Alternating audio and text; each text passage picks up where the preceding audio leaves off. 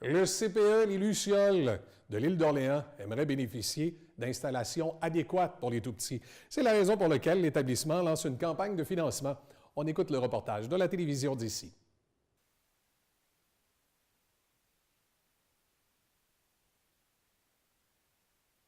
Alors, nous, c'est sûr que le CPE Les Lucioles est établi ici à Saint-Pierre depuis 2009. Puis, je vous dirais que dès la première année, en 2010, là, on avait commencé à avoir une accumulation d'eau dans la cour. Ça a amené vraiment une problématique. On a perdu là, toute la tourbe là, qui se retrouvait. Alors, graduellement, c'est ça, ça a quand même empiré. Puis, plus ça allait, plus on perdait des zones vraiment là, de la cour où les enfants ne pouvaient plus pratiquer là, de vélo, courir, où on devait toujours rapetisser. Donc, nous, la problématique, c'est être capable de drainer la cour là, pour être capable là, de pouvoir l'exploiter au maximum, parce qu'on est quand même chanceux là, d'avoir une cour aussi grande que ça là, pour un CPE. Là.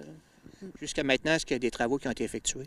Oui, l'année passée, on a réussi à faire des travaux de drainage. Alors, il y a vraiment un drain de surface qui a été installé dans la cour. Puis, on a creusé un fossé également là, qui longe la clôture jusqu'à l'avenue Royale à l'avant, de façon à pouvoir vraiment ramasser l'eau qui descend des champs là, au printemps.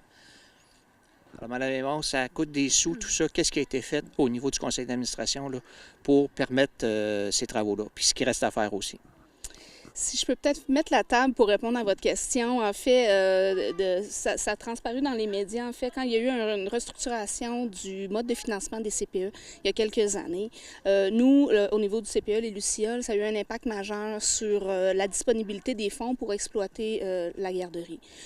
Au même moment, on a eu une problématique dans la cour. Puis de notre côté, ce qui s'est passé au niveau du CA, c'est qu'on a dû revoir complètement les postes budgétaires, s'assurer que les enfants, d'abord et avant tout, avaient tout ce qu'ils avaient besoin. Et la cour est devenue secondaire et surtout on n'avait plus de fonds pour être capable de procéder aux travaux requis pour procéder au drainage.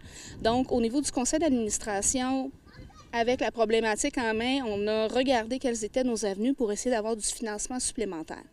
Donc, actuellement, comme vous avez peut-être pu le voir dans l'autour de l'île, on procède actuellement à une campagne de financement.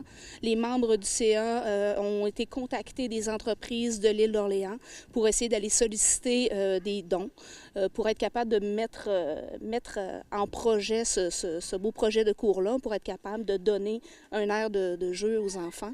Mais on est vraiment totalement dépendant des dons, dans ce cas-ci, si on veut mettre ce projet-là en réalisation. Est-ce que vous êtes fixé un objectif? Pour le moment, on estime que le coût des travaux est d'environ 30 000 incluant les honoraires professionnels.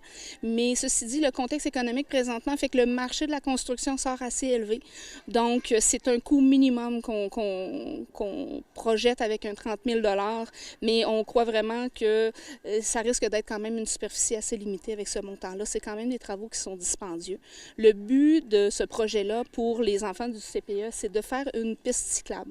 Donc, on veut y aller avec un matériel qui va être composé de granules caoutchouc synthétique, où j'oublie précisément le matériel. Mais en fait, on ne veut pas y aller avec du gazon, on veut y aller avec une surface qui va permettre aux enfants de pratiquer le vélo, le tricycle, mais qui ne sera pas dangereux pour eux. Donc, si on parle d'un matériel comme de l'asphalte, ça fait mal aux genoux. Donc, on veut y aller avec quelque chose de sécuritaire d'abord et avant tout. Et ce type de matériau-là, c'est quand même assez onéreux. Donc, pour le moment, on vise 30 000 mais plus on en a, plus la superficie qu'on va pouvoir réaliser va être grande. Est-ce que vous êtes fixé un objectif en termes d'échéance aussi? Oui, pour le moment, ce qu'on désire, c'est procéder aux travaux à l'automne. On essaie que les enfants puissent profiter au maximum de la cour. Donc, des travaux en été, mais là, on viendrait bloquer l'accès à la cour aux enfants, puis c'est pas ce qu'on souhaite. Donc, on désire procéder à des travaux cet automne 2019, mais à la limite là, des températures trop froides qui ne nous permettraient pas de faire les travaux.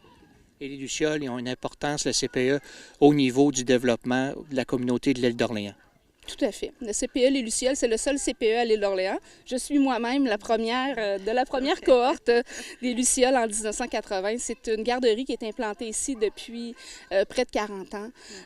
Quand on regarde les statistiques, en fait, je crois qu'il y a environ 60% des enfants de l'île d'Orléans qui ont transigé par le CPE. Donc, c'est pas négligeable. Il y a beaucoup d'enfants, donc c'est la relève, hein, c'est les enfants de l'île, les jeunes familles, puis tout ça. Donc, ça a un impact important là, sur la communauté. Puis on a comme mandat aussi en tant que CPE de promouvoir les saines habitudes de vie. Alors, pour nous, c'est important que les enfants puissent bouger au maximum. Le vélo fait partie là, vraiment d'un exercice là, qui est très profitable pour les enfants. Donc, étant donné qu'on a la cour est recouverte là, presque à 100% de paillis, étant donné là, qu'on avait cette problématique d'eau qui s'accumulait.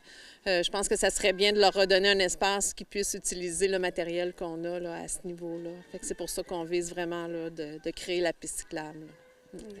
Si je peux ajouter à ce que Joanne dit, la problématique, elle se vit au changement de saison. Et c'est à la fonte des neiges au printemps qu'on se retrouve avec un immense lac au milieu de la cour. Puis là, on est obligé de venir vraiment retrancher une grande superficie de la zone de jeu pour les enfants. Puis à l'automne, puis quand les températures tombent plus froides, cette masse d'eau-là est présente aussi à l'automne, mais elle gèle. Donc, on se retrouve avec une grande superficie de glace. Puis encore là, les enfants, c'est dangereux, le personnel aussi. Puis ce qu'on fait, c'est qu'on vient retrancher encore une fois cette zone-là de l'aire de jeu des enfants. Donc, les enfants sont limités dans leurs actions, dans la cour, puis on veut leur redonner cet espace-là.